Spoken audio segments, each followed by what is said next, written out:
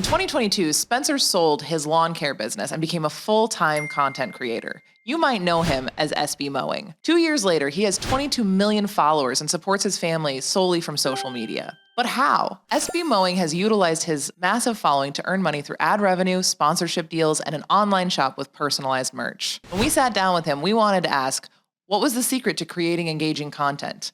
How does he plan for each platform? Advice he would give to businesses starting their social media, and what his content did for lead generation. Let's listen in. It was funny. Yesterday, I was Googling SB Mowing, and from an SEO perspective, the first thing that comes up is your YouTube channel. And, that's kind of, when you're Googling someone's home services, you're thinking that like it's going to be their website. So to see immediately your social media pop up, I was like, that's pretty cool. That's a different take on things for sure. Yeah, it is. I've been working on pushing my YouTube channel for 2.5 years now. But I mean, I did just launch a website. Like I've never actually had a website. So I just finally launched one a few weeks ago. So I'll be working on getting that up there in the rankings too. Let's talk a little bit about you obviously have this on your website, but let's talk about your background and kind of how you came from kind of a home services lawn care business to full-time content creator. Yeah. So I actually started way back in the day when I was 11 years old. I started lawn care because I just wanted to, make a little bit of money as a kid. And that's what I knew how to do because, I'd mow my parents' lawn every week or every other week. And so, I went knocking on doors. I just had kind of an entrepreneurial spirit and always was trying to find a way to make a little bit of cash to buy, whatever I wanted to at the time, toys or video games or whatever.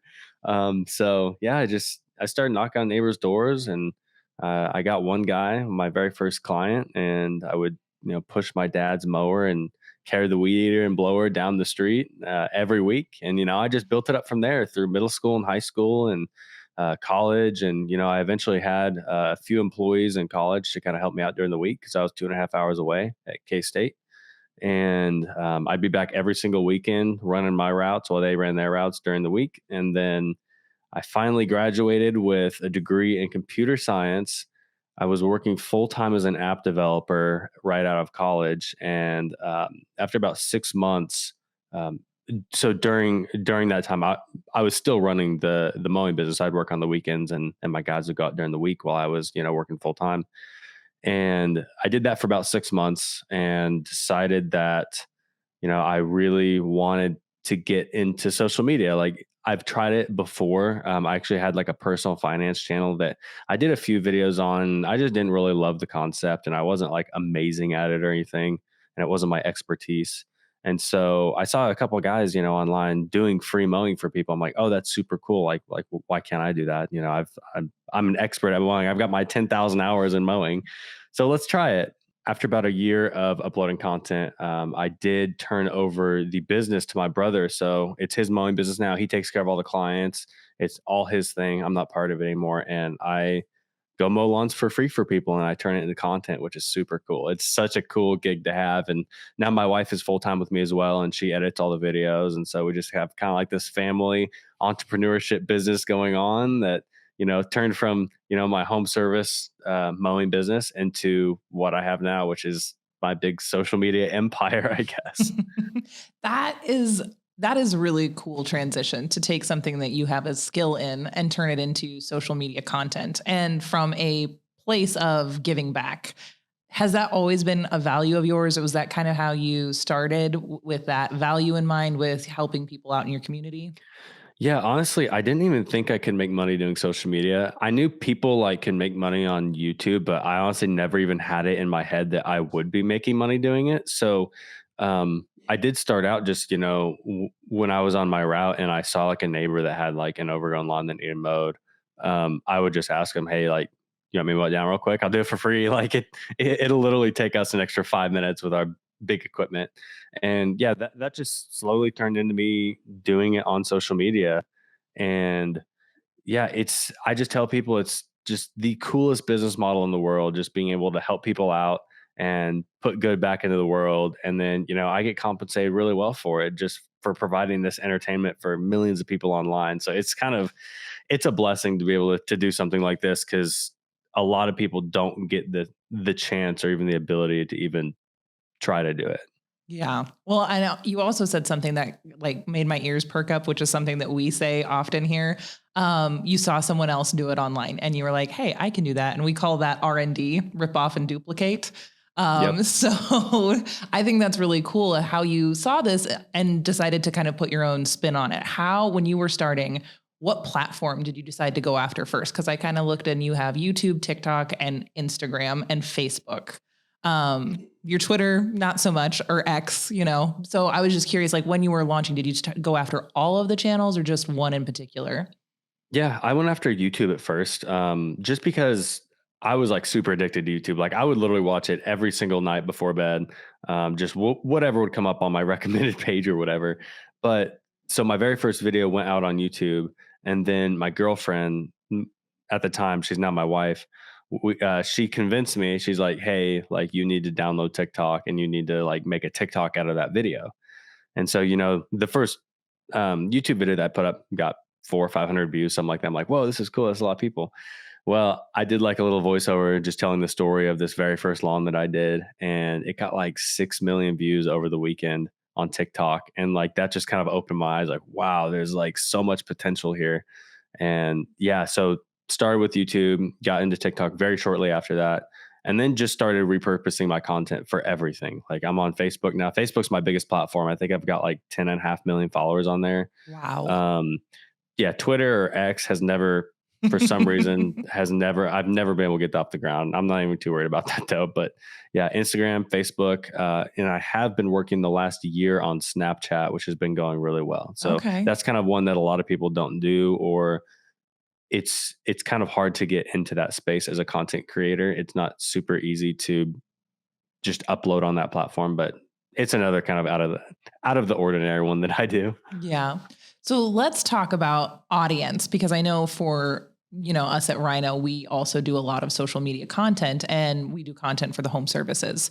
And when you're thinking about doing that type of content, you're thinking about the audience. And so what you do kind of resonated beyond home services and you kind of started on YouTube. So I love that it's kind of this like feel good video that people really resonated with people. Like it wasn't a content strategy. It was just you doing what you were good at and giving back. And that really blew up. So talk to me a little about like the audience types that you have noticed on your platforms, or how did you select? Was it just like your own comfortability with YouTube, or did you think that that was the best place for you to put your content? That's just what I was used to, and that's why I put my content on YouTube. And like obviously, like I was a landscaper, I would go watch, some of the landscaping guys that would talk about their business on YouTube. So I was just really comfortable with that. But I mean, it started out just obviously random people seeing my videos, and then it's just kind of grown into this community. And there's been times where I'm like, oh, like do landscape pros or lawn care business owners even watch my videos? Like, is this something that they watch? And I wasn't really sure, but the Equip Expo, which is the biggest lawn care expo in the United States, I've been to the past couple of years, and every time I go, it's like every single lawn care business owner knows me. It's like it's really weird too, because I'm like, there's such a small percentage of my audience is the actual like business owners, but yeah, and then the rest of the audience seems to be just like homeowners that just like to watch the either like the interactions that I have with the homeowners. They like the story behind the house. They like the satisfying transformation. There's just so many different aspects of the content that different people like. And every platform has their different demographic too. Like I'm reaching a much younger audience on Snapchat and TikTok, and I'm reaching an older audience and more middle-aged audience on YouTube and Facebook. So it's just every platform so much different with the audience. And now it's just honestly like everybody watches my stuff. Like I can't even go out to dinner anymore without somebody like stopping me, like, "Oh my gosh, I love your stuff." So, and I'm just this normal dude in Wichita, Kansas, just mows some grass. So it's kind of wild that the audience that so like social media has the power of reaching. I think you also touched on something that I think is really interesting as well, which is storytelling. A lot of your videos kind of tell a story, and there is a sense of almost immediate gratification that comes with you meet the homeowner or the yard. I've seen some of yours where no one's home and you've knocked on the Hmm. door, but you meet the yard And then from there, you voice over, you tell the story of that particular area, and then we get to kind of see the evolution of what you do. And I think that also really resonates across audience types and across ages and demographics and that kind of thing. Yeah, it really makes people feel like they're part of the transformation and part of the whole process when they're watching it and then they're hearing your voice at the same time, kind of explaining what's going on, what you're thinking as like or like what I'm thinking as I'm doing the job.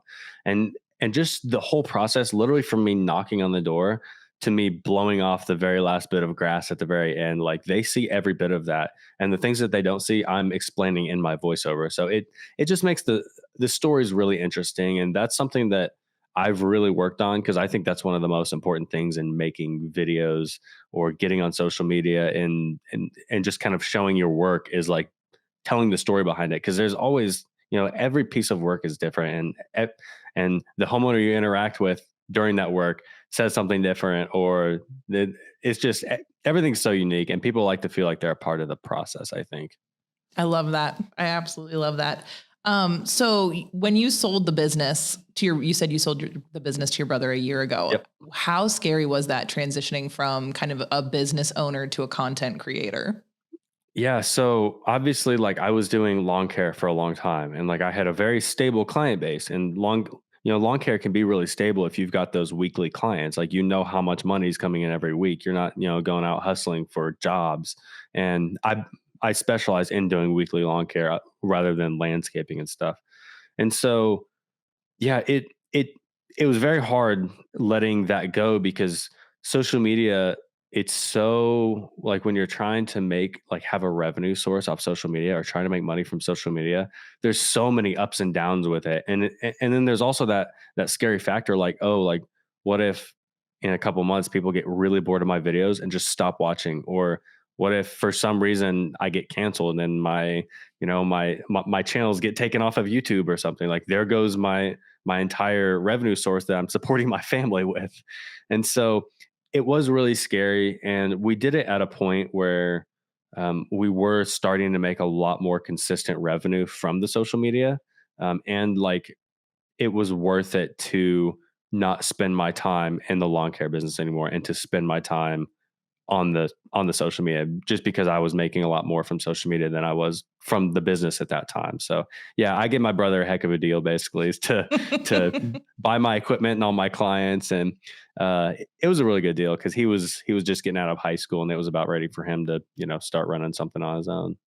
I mean, that's awesome that this is really a full on family dynamic. You Yeah. mentioned that your wife helps you does she help with the filming? Does she help just with the editing? Yeah, so she is basically full time with me. Like I would say that I'm working like literally from the time I wake up to the time I go to bed. Like it's just the entrepreneur life. Most of the people probably listening to this will understand. But yeah, she helps me with. She drives around with me. We drive around probably 6 to 8 hours every week, up and down every single street, writing down every single address that we think we could do. And then we go back to the worst ones and knock on those first. And so she's helping me with the process of finding those, scouting them out. And then she does not help me film. She actually has really bad allergies to like multiple types of grasses. So she doesn't help. She's come out once, but she severely regretted it. So I do all the filming, all the work on my own out in the field. And then when I get home, I turn the footage over to her and she does kind of the first rough edit of the whole main video.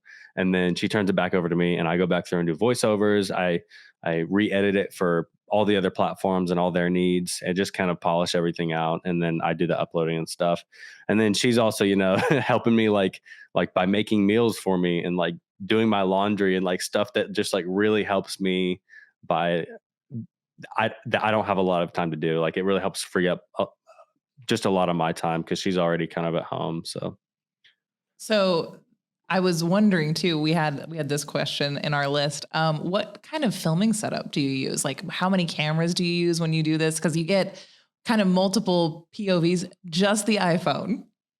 I just use an iPhone now. Yeah, I was Wild. using a GoPro, but honestly, the iPhone's so much better of a picture that I just use the iPhone, and it's so much more convenient just being able to AirDrop my footage straight to my MacBook, and that's all I have to do. I do only use one camera. Obviously, I make it look like I'm continuing the work, and I make it look like multiple cameras. If I stop a clip, I know exactly where I stopped, exactly what position the tool was in. I make it look like one seamless process the whole way through. And so that's something I've learned a lot about and worked on a lot since starting doing this filming and content. But yeah, literally just one tripod. Um, a phone, and sometimes I'll have like a little umbrella that goes over it because these overheat like crazy when I'm out there. So yeah, it's super simple. When people ask me like, oh, do I need to go buy this $3,000 camera to get started? I'm like, no, just use your phone in your pocket. Like, you don't need anything super special, which like you can invest in that stuff later on if you want to, but just to get started, just pull your phone out of your pocket and start recording, and get a tripod if you want to. It's a lot easier to get started than what it seems to be. That is impressive. Just based on watching those videos, I assumed you had at least two cameras on tripods. And I was like, I can imagine what the neighbors think of this guy rolls up with all of his lawn tools and then is setting up, his tripod and his camera and everything. I do get a lot of looks sometimes. Has there ever been a lawn that you wish you could have not taken on and not mowed? Yeah, so there's lawns that while I'm in the middle of the work, like in the middle of the day, I definitely wish I didn't take it on because it was like way too much work or something. But for some reason, YouTube and all the other social media platforms know that that was a crazy job. And every single one of those jobs that I like slightly regret taking on because it's so hard, they end up doing so well as videos, and they end up going viral or something like that. And for some reason, the all-knowing algorithm just knows that I spent so many hours on that video, and it's just gonna, people are gonna freak out when they see it. So afterwards, there are honestly no lawns that I regret doing, but yeah, there's times during the lawn that I have to tell myself to just keep going. You're about halfway through. You're like, why did I do this? This is Yeah, not a good like I'm time. like shoveling some dirt or something. There was this one I did in Corpus Christi a few weeks ago that it was a big corner house, and the edges were going out probably 4 feet into the street, and literally it took me, there was probably like 200 or 300 feet of edging going like all the way around the house, and the first day I probably got like 70 feet done. I spent like 10 hours on it. So it was just like backbreaking work that was just like removing dirt and moving dirt, and just, yeah, that one I regretted doing when I started it, but the video is doing really well. And like, like the transformation was like amazing, and it was super satisfying to watch afterwards. I'm like, oh, I'm really glad I did this one. But during, I was like, no, no, no, no, this sucks, dude. Well, and that's something we've had conversations with internally about, like, the work that you do on social media. It's very unique because when you put something out, rarely in most people's work do you get to see the results of what you work on quite like you do on social media. So yeah, you have to do that 10 hours and it's grueling and it's really hard. But as soon as you put that video out, you immediately start to see engagement and views and that kind of thing. And so it is, when it comes to social media, it is really nice to be able to get kind of that instant bead on people, content, what you produced, how you put it out there. And I think that is also incredibly rewarding after a 10-hour yard work session. Is very rewarding. Yes. And a lot of people don't realize how much time is actually put behind that like 1 minute TikTok video. Like, I'll probably put 30 hours behind that 1 minute that you're watching, which is just crazy to think about. So let's talk a little bit about that, because I know social media is obviously an ongoing conversation within home services, contractors, that kind of thing. So if someone hears that, oh, 30 hours for a 1 minute TikTok, and they can kind of get intimidated by trying to start doing their own social media thing. So what would you say to someone who's trying to start maybe developing their social media presence or develop kind of a content strategy or a brand, who might be intimidated by that?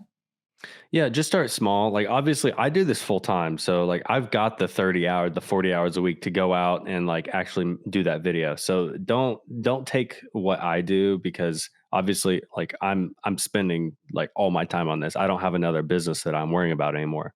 And so I think the key is just to get started. Like, it's so hard to get past that hump of, I don't want to put this out because I'm embarrassed of my voice on camera, or I'm embarrassed of looking at myself on camera, or I'm embarrassed of what my friends and family are going to think of, me putting out this silly video or whatever. But really, like, if you can just get started with one very simple piece of content, like whatever you do in your business, just record part of the process and just do a little voiceover over it, just kind of telling the story about it and post it, and just do that every now and again. And slowly over time, you'll start to get feedback from people. You'll start to want to improve the quality of your videos. You'll want to start trying new videos. And then, eventually, you've got this social media presence that you didn't have before, that's either acting as another form of advertising for you. Maybe you can turn it into an extra revenue source on top of that. And there's just so much potential with social media that if you're not getting started, I don't know what's holding you back, honestly. We call that cringe mountain. You have to overcome cringe mountain, because that's Oh, usually that's great. you stand at the base of cringe mountain and you're like, oh, I have to post this. I had cringe mountain with my very first video. I was so like anxious to show my girlfriend and my friends and my family. Like, I was so anxious, just because, like, it's just like you just need to not care what people think, because I just was so like caring of what people would think of me, and if they just think I'm being stupid by putting this stuff up. But now it's my career, I guess. Well, and it's so interesting too, because I know a lot of us, I think when it comes to our work, we think, well, who's going to care about that? Who's going to care about the process behind XYZ thing? And I think one of my favorite things about specifically TikTok, and I know YouTube also does this, is I have ended up on very strange places in TikTok, where I am learning about rock tumbling. I have had Yep. zero interest in rock tumbling ever in my life. And yet I'm being shown videos of the process of someone going out, finding the rocks, the process that they like, the little tumbler, how long they have to do this. And I am immediately sucked in, and I am learning all about rock tumbling. Same thing with bookbinding. I ended up on bookbinding TikTok, and I'm learning all about how the process goes. And I think when you're in it, you think it's boring or you think it's not valuable, but I think there is an inherent like curiosity that all humans have. And even if it's not something that we're like, oh yeah, I'm going to now join a rock tumbling group and start buying all of those things, I still enjoyed the process of learning how that is done, and how someone goes and finds crystals in the ground and turns them into shiny, pretty rocks instead of just dirt covered rocks. And so I think that would be something I would recommend, is like the process of doing something is always interesting to people, not maybe to everyone, yes. but the process of how you change the oil on a car or mow a lawn is going to be fun to watch if someone tells you a story with it. Oh yeah, and like I liked how you mentioned curiosity, because I'm so curious about anything that I don't know how to do or have never done before. Like, I'm looking at videos like how to do it, or like it's super interesting to like hear about it or see it. Like, I've been watching this guy on TikTok that does like car repairs. Like, he's just this mechanic out of a shop, and he just films himself doing it, and just is like super quick with everything. And it's super satisfying to watch him like doing everything super fast, because he's so good at it. And so it's, whatever you're good at, and like whatever you're an expert at, or even have a hobby in, just try it out, because a lot of people would be interested to watch. Yeah, I think that's something that I've enjoyed on our business side, on our feed. I've seen a lot of people posting different tutorials or different explanations on HVAC units and things like that. And I'm always like, I have had a window AC unit that I've seen, but I've never seen like a professional HVAC. And so hearing what that process looks like, or the chemicals needed, or any of those upkeep things, it's always like, oh, that's cool. I didn't know that before. Yeah, it's cool just kind of expanding your mind just by, swiping on TikTok. I know that sounds horrible, but It can be a very educational platform and then yes, suddenly it's 6 hours later and you're like, where did the day go? yeah, it can be good and it can be bad. You just have to be very careful with it. That's awesome. So I think I want to ask a couple more questions. Around like how, like we talked about someone getting started is just do it. But like, when you started this, obviously you kind of found someone who replicated what you were interested in doing, with like, hey, someone mowed a lawn for free, I could do that. So if someone's interested in kind of starting posting, like, do you recommend that they kind of do their own research like that, or just go in with their personality and what they do and see what sticks? A little bit of both. You can definitely find things, that work, but if you don't put your own style and spin on it, it's never going to take off. It's like like off-brand Coke. Like who wants to RC Cola. drink off-brand Coke if a Coke is sitting right next to it? And so like you need to really like take ideas and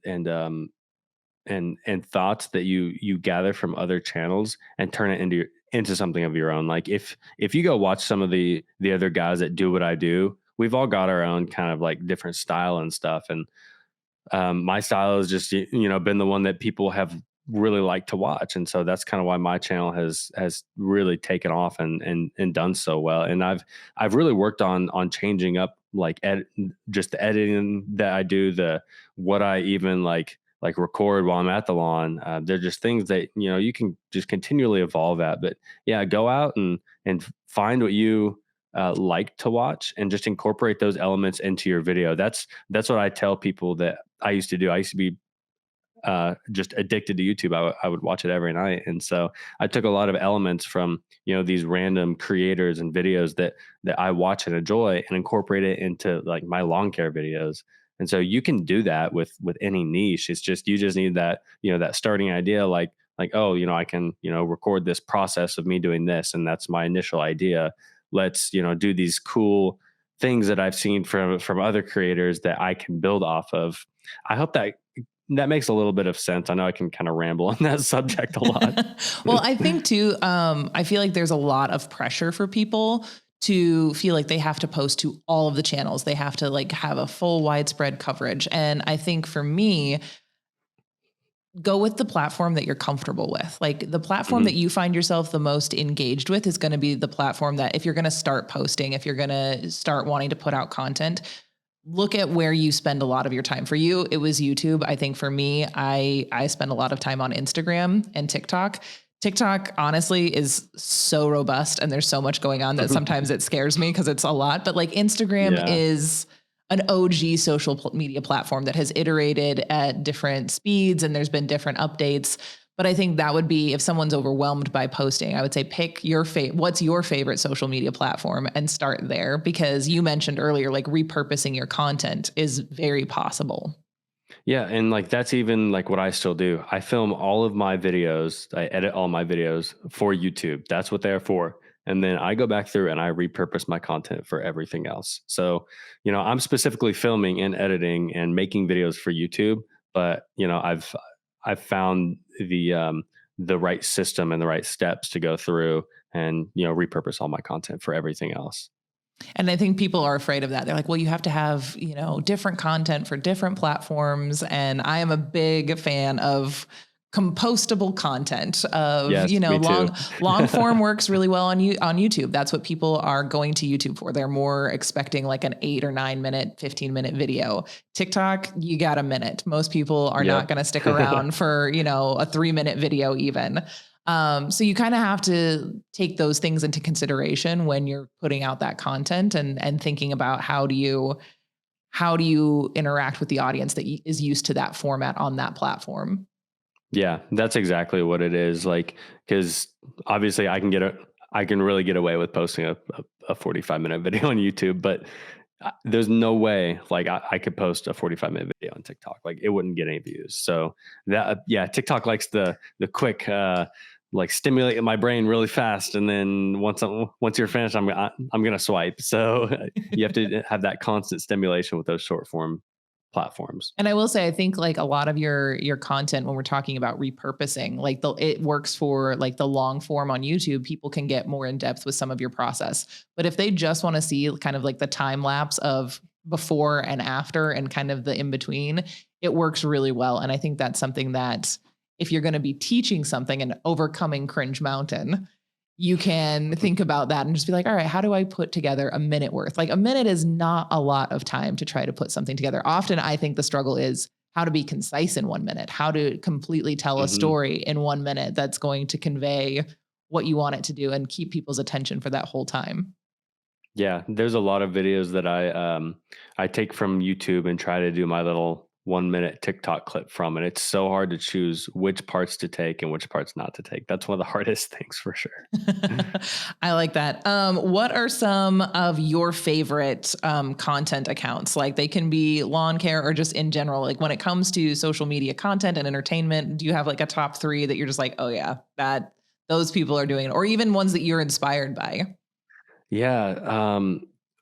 Oh man, there's so many. It's hard to pick three. I would say for quality and like how much work they put into the videos. I don't know if you've seen this guy, but his name is Project Farm on YouTube, and he does like crazy tool like at home tool tests, and like he basically buys all of these tools with his own money and then tests like does different home tests to like see which one's the best. So that one's really cool to see, and he's got like any product you can think of basically. There's ones that I watch for like video games that I used to play every now and again, and then there's been this one. So like my family has been into playing Settlers of Catan. If you've ever played that, Yes. The and longest road is always my goal. I, yes, and we've played that for like like probably like 12 years now. Like we have the first edition of it, and it looks so weird like compared to the ones that you can buy now. And we've been getting back into the kick of it the last few years, and so I've been watching this professional player that does this amazing job of like playing the game, and then he like does this amazing like analysis of the game.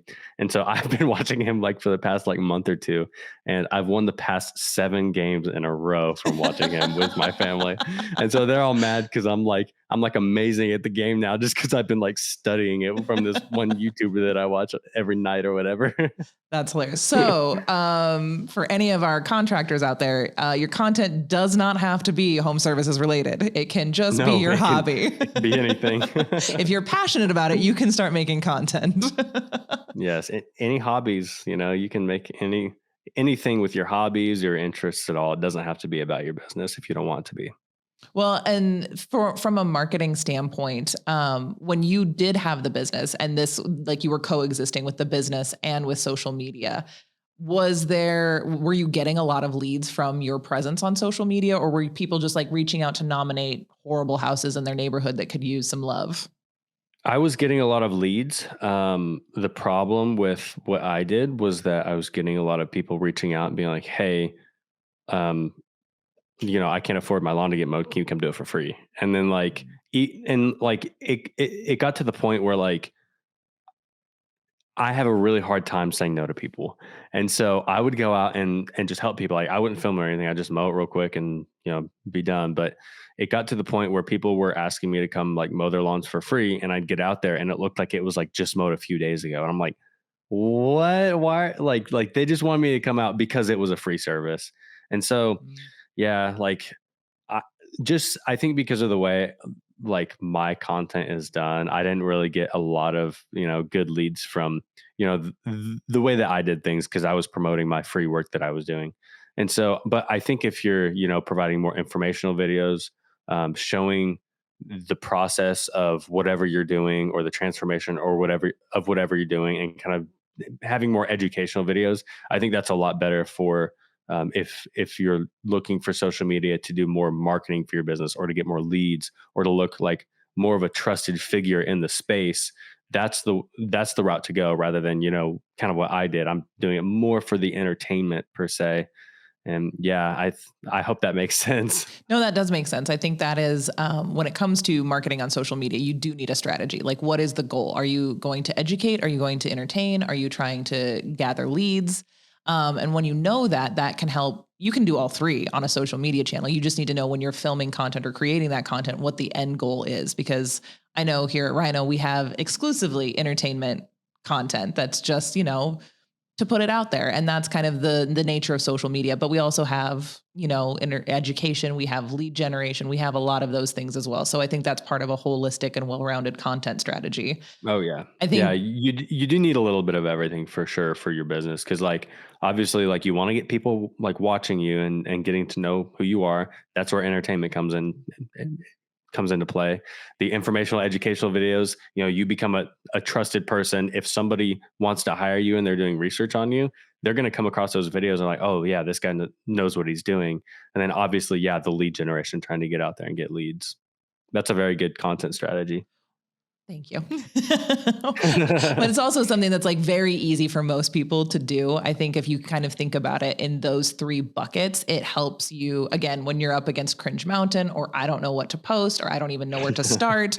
Like thinking about it broken down in those three buckets, you're like, oh, well, if I'm just doing silly goofy, the pressure is off. And that's, I think, a really great place Yep. to start for people if they're afraid to start posting. Like the internet loves silly goofy. Like there are, I mean, the memes that go around, like it's a culture of not serious. So if you want to start there, it's sometimes I think it can be more difficult when you're trying to be like, no, I am a serious person and I have Yes. authority. And you're like, do I though? Let your personality shine through, even if it's educational content, even if it's, lead generation, let your personality shine through because that's what people are really attracted to. I agree. I think if you can be an authority and still be a very personable, outgoing, silly person. You don't have to. Yeah. I think we think trusted authority and we're like, that's a very serious, stern person. Oh yeah. And Yep. you can be, I mean, I can think of a lot of content creators that I watch that I'm like, they give a lot of information, but they're not, very stuffy and put together like Yeah. uptight. If you look at all the really popular people that, are on social media, they are just like they don't care what you think of them. They just let their personality shine through. Like they don't care. And so honestly, that's the best thing that you can do is just to learn how to just be yourself in front of the camera, which is really, really hard. And like I recommend like even if you don't want to start posting like yourself talking in front of the camera just because it's so hard to do and it's so awkward at first, literally just throw the camera up and just start doing vlogs to yourself every day just to get used to being in front of the camera, and then it just gets to like a very natural thing to do. And even me, like I've been doing this for 2.5 years now, and if I haven't been in front of the camera for a few weeks, it's very awkward at first and I'm stuttering like crazy. I'm like, one more take, whatever. But yeah, you kind of get where I'm coming from there because it's just it's it's such an unnatural thing to be in front of the camera. So you just got to learn to do it. And it activates, I think doing that activates, everyone has it, but it activates your inner critic. And, Yep. when you have to do that, you're like, oh, well, I didn't know I did that with my face, or I didn't know that that's an expression that I make. And you really have to just kind of like turn the volume down on some of that and be like, nobody watching that knows. Nobody watching that is going to be like, wow, what a weird, quirky expression. They think that that's just how your face looks, but you are going to pick yourself apart. So sometimes it's just easy to post it. I mean, make a burner account is sometimes what I tell people. I'm Yeah. like, make a burner account, start putting stuff out, see how it does. And that will help build confidence in kind of that process. You can kind of feel free to fail in a very like contained environment because no one knows that it's you. No one knows like what this is. You don't have followers. It's not like you're putting it on your main account at first. Mhm. And, there's just a variety of ways that you can kind of help get overcome that issue. It's like the Shia LaBeouf saying, "Just do it." that was a while ago that got real popular. Yes, but often you do just have to just do it. And you mentioned something too that I thought was interesting when it comes to goodwill marketing and kind of putting yourself out there as someone who, does kind things or offers your services for free. It can impact your brand and it can impact how people perceive you. And I think you're not the only person who's had an issue with that. I know lately Stanley was in the news because someone had her car burn up and her Stanley Cup survived. Yep, And yep. it was on TikTok. I'm sure you saw it. And I so saw that one. Stanley reached out and they replaced her car and they like made it clear when they like did this. They're like, this is like a one-time thing. Like we are just, we're impressed by this story. But then Don't burn your car down. don't do it. But then from then I kept seeing people reach out to them and say, hey, you should replace this person's thing or you should do that. So it does like even bigger brands have that aspect and the element of people assuming that you're going to give services or products away for free. So I think it is a good thing that if you do start something like goodwill marketing, that you have really good boundaries around it and you know exactly who your clientele is, who you're serving, and it's easier to say no when people approach you for free services. Yes, I'm still learning to say no. It's so hard for me, but I'm learning to set up boundaries, and I've been getting a lot better at it over the last year or two. And also, like once I start getting like like overdoing myself just because I can't say no. My wife is like, okay, you need to stop saying yes. Like you need to say no to some of these things. Like she's the one that kind of holds me back and is like, no, you can't take that. Like that's stupid. Like why would you do that? Like you're not getting any benefit from this. Like you can't just overwork yourself like this and not being able to get a benefit out of it. So yeah, there's definitely a line that needs to be drawn sometimes. And you know, people don't see like your side of things. They just see your video and they feel like they're your friend. And so they just kind of expect you to do, what you do for everyone else, do it for them. So yeah. And that is the interesting thing too of social. Like things can definitely, as you've seen, take on a life of their own, and you become a personality that people are aware of, and they can develop parasocial relationships with you and not quite understanding that this is not for everyone. I don't just go around mowing everyone's lawn for free. Yeah, it's very weird. I've had people like come up to me and like obviously like fangirl or be super excited to see me and like they feel um like they've known me forever, which is really weird because like obviously like if they're watching me every night or like multiple times a week, they build this relationship up with me that they just feel like they're really good friends with me. But it's so weird, like from my point of view, like I've never seen you in my life. It's kind of Mhm. weird. And it is It's that more awkward. it is a mindful thing to be aware of on social media of, you kind of have to have like on the one hand, you do want your personality to come through, but also you have to have that distinction between the social media you and the you that's essentially a business owner. hmm Oh yeah, and there's there's like weird things that people have told me that they would never tell a stranger, like just coming up and introducing themselves, like telling me like these deep things that are happening in their lives. I'm like, wow, I can't believe you're like telling me that. You just met me.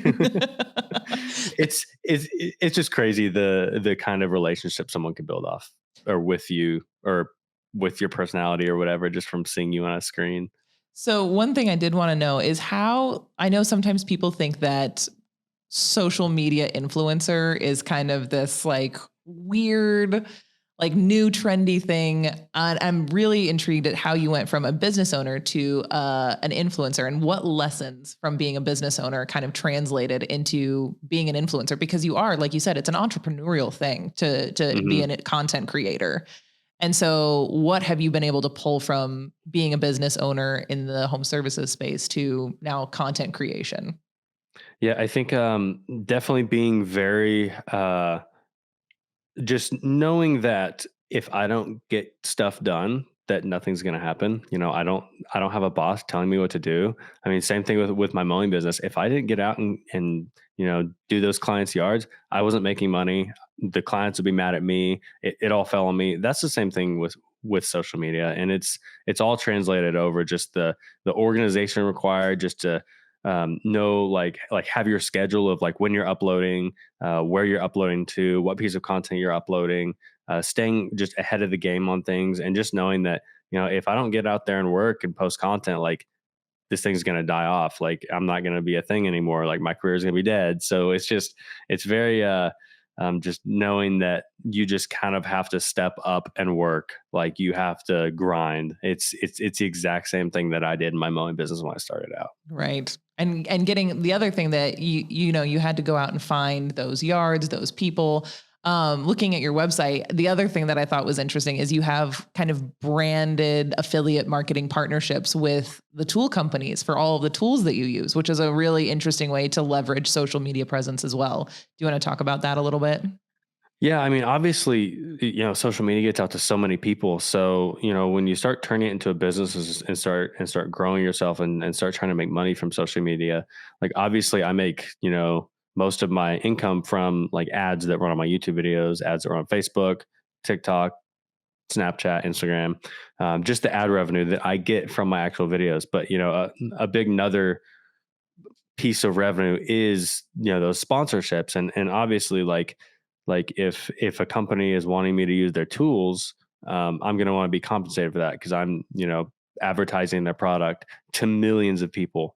And so that's kind of another cool thing that comes with content creation is that once you're big enough and once you have enough of an influence on people, then you can get paid from some of these equipment companies or whatever companies that you can, integrate into your videos. But it's also a slippery slope because I've seen people, get so, um, caught up in the money from some of these, sponsorships that even if they don't like a product, they'll take the sponsorship because they're getting a quick payment out of it and they're going to push it to their audience. And I've tried to be very, very picky about who I take and what equipment I run and what advertising I'm doing because once you become kind of that sellout type of person, nobody wants to watch you anymore, and it just kind of kills the whole business. So Yeah. Well, I mean, if and when I buy a house, I'll come back to sbmowing.com and look at the tools that you're using and be like, this is the weed eater that I need. This is the lawnmower that I need. These are the tools. Because if they can do those yards, I will be able to use them. Yes, hopefully. I mean, that's the whole point of trying to, get some of these companies to sponsor me is, seeing that people seeing that their equipment is amazing and, I'm using it on what I'm doing. So like, if you need some good equipment, here it is. I mean, at this point, I'm a big Ryobi girl. I know that's, Yes. people judge that, but I'm like, it's the easiest one to use. It's the most simple. It's the dummy proof of all of the power tools. Yeah, see, and like I wouldn't use Ryobi because I can't use that equipment for like what I'm doing, but like Ryobi is great for like homeowners. I think all battery powered stuff is great for homeowners. Like you don't even need to go buy gas. Your battery lasts like long enough to get just your yard done. It's light, it's easy to use. There's really no downside to it. I mean, and the Black and Decker stuff is super nice, but I'm like, I'm sorry, but like I can't pay $120, $150 for a drill that I use 2 times a year. Yep. I'm like, I love the interchangeable battery packs. That's a cool feature, but I don't have that many power tools that's a necessary feature. Exactly. It is a cool feature for those that need it. Yeah. We did notice on your website that you are a Kansas City Chiefs fan. So are you going to the Super Bowl this weekend? Are you sitting next to Taylor Swift in the box? I wish. That'd be cool. My wife would be freaking out. But yeah, we are big Kansas City Chiefs fans. And growing up, I've been a Kansas City Chiefs fan. Harrison Butker, the kicker of the Chiefs, reached out to us. He's like, "Hey, I'd love to invite you guys to the game, and I wanted to give some grants, kind of in your honor, to some of these local organizations that teach younger kids how to mow and landscape and just kind of run that kind of business." And so, yeah, he brought us up to the game and gave us some club level seats, and then we got to go into the owner's suite too and like meet a bunch of the people in there, and we got to go down to the family room and meet all the players afterwards. And it was just an insane experience, especially because like, I'm meeting all these people that I'm watching on, TV every week. I'm like, whoa, these are professional athletes that I see all the time. This is so cool. And then they're coming up to me like, no way, you're SB mowing. We watch you like all of us on the team watch you. I'm like, this is so weird. Like what? And so it's just kind of humbling, like just like knowing that, wow, that's crazy. Like the reach that it has, even like celebrities seeing my stuff and like following me. It's just unbelievable. Well, and I love hearing that he is pouring back into the trades and getting kids educated in that, like early on, and letting them know that that's a career path and an option. That's a super cool initiative, and that's really wonderful to hear that. Yeah, his goal with that is, or his main initiative is to help raise young boys into men and to do it the right way, and just to kind of make sure that they have their values when they're trying to start a family and raising their own kids and stuff like that. Very cool. That's awesome. And so was this before Taylor Swift or after Taylor Swift that you did all of this? So this was this year. So after Taylor Swift and Travis Kelce started dating. Okay. So your wife was probably like head on a swivel. She's like, she's got to be here. That was the one game she was not there. Oh. So which sucked, but we did get to go see the suite that she stays in and stuff. So who knows if she was there, maybe I could have met her. I don't know. My wife probably would have been freaking out a lot more than me. I mean, it's cool, but I'm not a crazy Swiftie. Right. All right. Well, I think we're very near time. So let me just look at these questions really quick and make sure that we have got all of these things. I guess, do you have a parting hot take on content creation or social media? What's your best and worst, rapid fire? Oh man. Experiences or just advice? Just advice. Okay. Definitely, if you are getting into the content creation space, focus more on the quality of your videos over the quantity of your videos. Like if you're making, 10 really crappy videos that no one's going to watch, that one video that spent, you, like put that amount of time in and people are actually going to watch, it's so much more worth it than, producing crappy content. That's a good one. What is your social media pet peeve? What is something that happens on social media that you're like, if this could stop, I would be happy? Oh yeah, dude. I mean, it's like I love people, getting ideas from other. Like, obviously, I started this by getting an idea from somebody else and making my own thing out of it. But dude, there's people out there that are like copying me to the T now, and it's so weird. Like, it's like honestly, like I don't really care because like just how I was saying, like people are gonna watch SB mowing to watch SB mowing. People aren't gonna watch this weird, You've built a you brand. know, yeah. So, there's people that have put out videos and their whole channel is, the exact style, the exact format. The voiceovers are exactly the same. Their shirts have basically their logo that looks almost the exact same as mine. It's like they look like me, and it's just weird. So that's a little pet peeve of mine for social media. Mine is hashtags. If hashtags could go away, I know that's how we use a lot of them, but every time I have to post and use hashtags, I'm like, what hashtags relate to this post? It is constantly a conundrum. So if you're posting on social media and you're just getting started and you're struggling with hashtags, you are not alone. It is Chat GPT can be your friend on that. Or Yep, just start there's looking at other social channels and seeing what they use. yeah, there's tools online where you can like put the title in of your piece of content. It'll spit out, other hashtags you can use. But honestly, I use the exact same tags for every single video that I posted. And I've done that for the past like year and a half. Like I started for the first 6 months, like changing tags up depending on the video, but I'm like, this isn't worth it anymore, honestly. And But they can be useful to help find who your demographics are, or get your content yes, into the mix of that arena. But yeah, it is definitely you don't need 15 of them. You can definitely accomplish with 5 what you can with 15. exactly. Yep. We had an awesome conversation with SB Mowing. We really appreciate his time and coming on. We had some really good key takeaways. I think my favorites were just do it from Shia LaBeouf. I mean, words of wisdom to live by. And climb Cringe Mountain. Get out there, climb it, do your thing, post. Don't be afraid to embarrass yourself a little bit. You might go viral. And as Cristiano always says, you don't have to do anything, but you can't not do nothing. No 0 days.